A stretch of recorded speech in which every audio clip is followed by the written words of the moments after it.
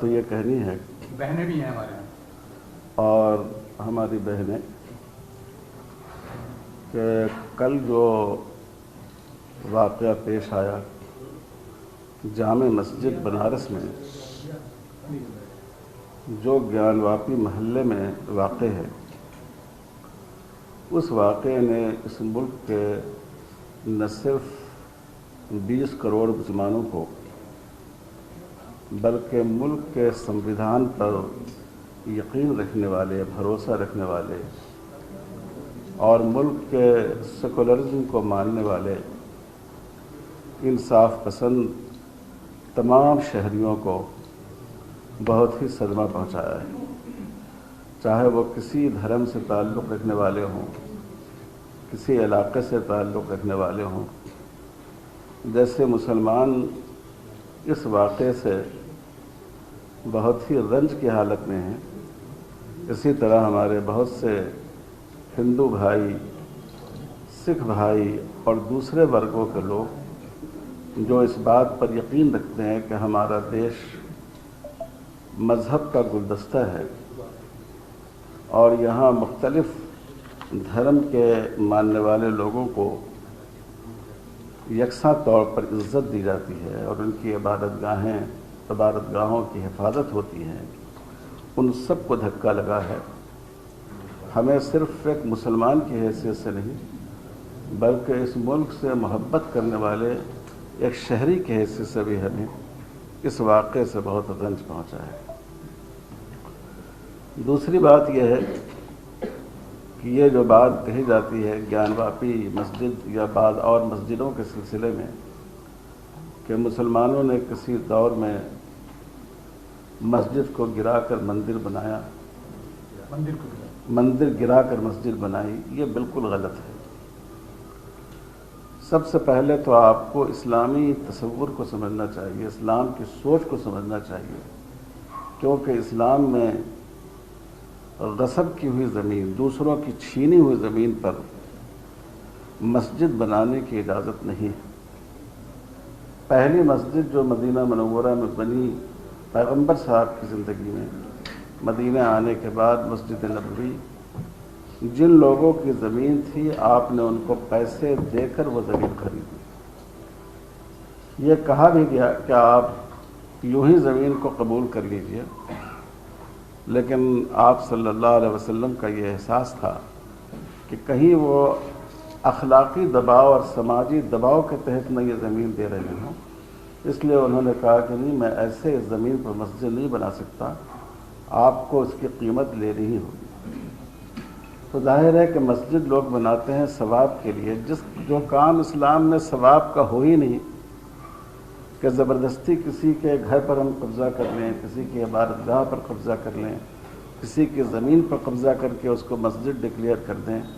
کیسے کوئی مسلمان ایسا کر سکتا ہے؟ اس لیے اس بات کو اچھی طرح سمجھنے کی ضرورت ہے کہ اسلام اس کی اجازت ہی نہیں دیتا۔ مسجد تو الگ بات ہے، ہمارے جو اسلامی قانون کے ماہرین ہیں انہوں نے لکھا ہے کہ اگر کسی کی زمین پر بلا اجازت زبردستی ہم وہاں نماز پڑھنے لگیں، آدمی یوں ہی نماز پڑھ لے، تب بھی اس کی کسی خاص شخص کی ملکیت میں کی زمین پر اس کی اجازت کے بغیر، تب بھی یہ ایک ناپسندیدہ عمل ہے۔ دوسری بات یہ ہے کہ ہم کو تاریخ کی، اتہاس کی سچائی کو سمجھنا چاہیے۔ آپ جانتے ہیں کہ اس ملک میں انگریز آئے اور انہوں نے اپنی حکومت کو مستحکم کرنے کے لیے لڑاؤ اور حکومت کرو اس پالیسی پر عمل کیا۔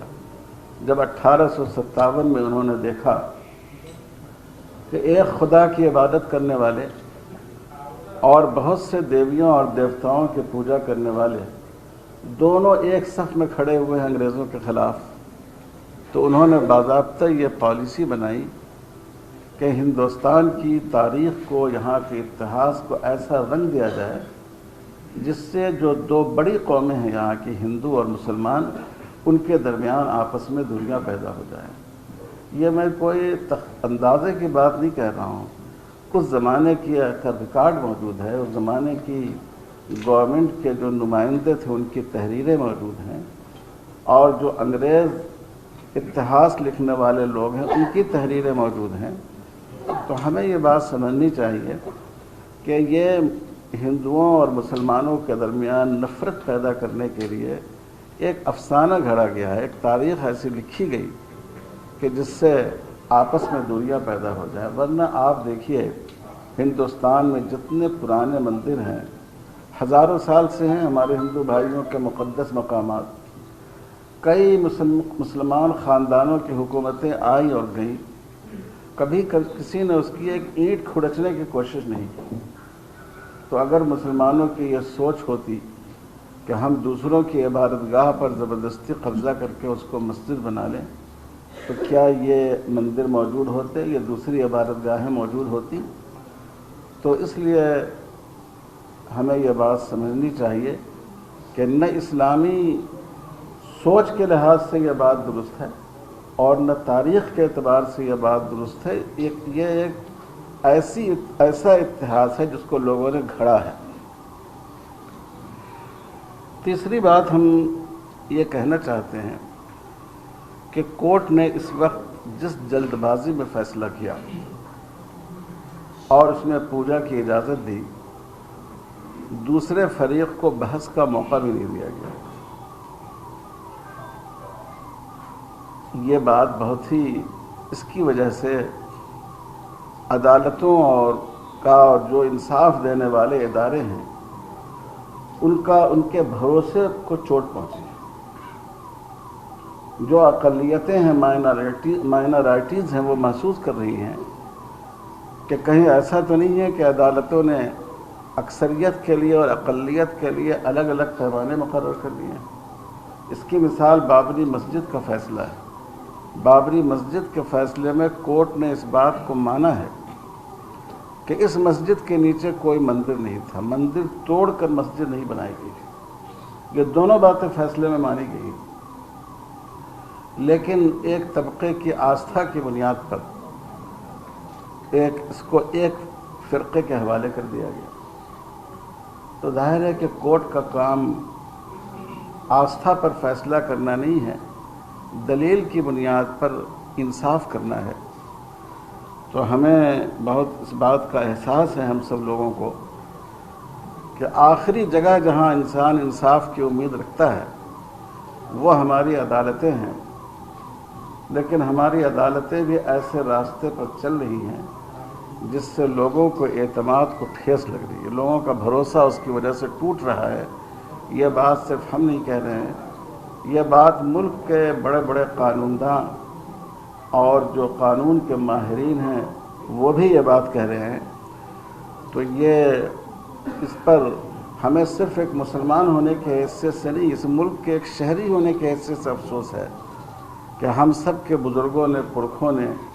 آزادی کی لڑائی لڑ کر، قربانیاں دے کر ایک ایسے دیش کا تصور کیا تھا جس میں مختلف جاتی کے لوگ، مختلف دھرم کے لوگ کاندھے سے کاندھے ملا کر رہیں گے، لیکن آج کے حالات میں اس اتحاد کو، اس یکجہتی کو توڑنے کی کوشش کی جا رہی ہے۔ آخری بات ہمیں یہ کہنی ہے کہ 1991 کا جو فیصلہ ہے، 1991 کا جو گورنمنٹ کا قانون ہے، اور جس میں یہ بات کہ ورشپ قانون، جس میں یہ بات کہی گئی کہ 1947 میں جو عبادت گاہیں جس طرح تھیں ان کو اسی طرح تسلیم کیا جائے گا، یہ بڑا اہم قانون ہے، کیونکہ اس سے ہم اپنے دیش کو جھگڑوں سے، لڑائی سے بچا سکتے ہیں۔ بعض شرپسند لوگ غلط طور پر مسجدوں پر دعویٰ کر رہے ہیں۔ ہمارے بہت سے بودھ بھائی کہتے ہیں کہ یہاں کے بڑے بڑے مندر جو بودھ وہار تھے ان کو توڑ کر مندر بنائے گئے ہیں، یہاں تک کہ پوری کے مندر کے بارے میں یہ بات کہی جاتی ہے، اس کی تاریخ، اس کا اتہاس پیش کیا جاتا ہے۔ تو اگر اس قانون پر ایمانداری کے ساتھ عمل نہیں کیا جائے گا تو بہت سے جھگڑے پورے ملک میں شروع ہو جائیں گے۔ اس لیے حکومت کو چاہیے کہ پوری قوت کے ساتھ اس کو نافذ کرے اور ہم عدالتوں سے درخواست کرتے ہیں کہ وہ اس قانون کی روح کو صحیح طور پر عملی زندگی میں پریکٹیکل طور پر لانے کی کوشش کریں۔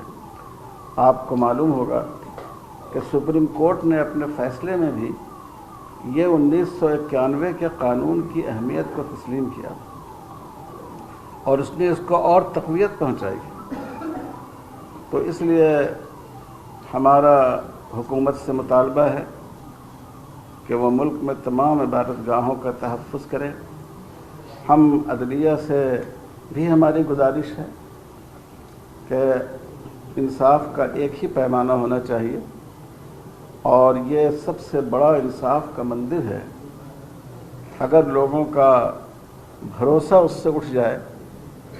تو یہ دیش کے لیے بھی بہت نقصان کی بات ہے،